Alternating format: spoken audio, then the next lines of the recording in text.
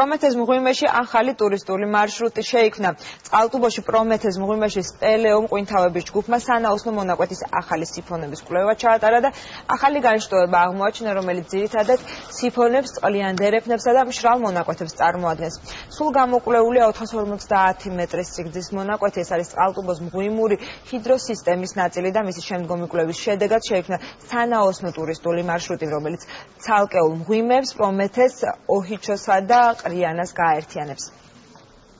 გვაქვს ინფორმაცია, რა სიგრძისაა ეს საწყალოსნო მონაკვეთი, რა სიღრმეა, რა მანძილითაა დაშორებული და სად გადის, სად იწყება და სად მთავრდება. დღევანდელი მოცემულობა გვაძლევს ასევე შესაძლებლობას ჩვენ ვთქვათ, რომ აქ შეიძლება განვითარდეს სანაოსნო ტურისტული ინფრასტრუქტურა, ვიზუალური მხარე, რომელიც წარმოდგენილია ამ 700 მეტრიან მონაკვეთში, უფრო ლამაზია, ვიდრე დღეს არსებობს სანაოსნო მონაკვეთში. ეს არის დაახლოებით 450 მეტრი, რომელიც შედგება სიფონებისგან, შედგება წყლიანი დარბაზებისგან და შედგება ასევე მშრალი მონაკვეთებისგან.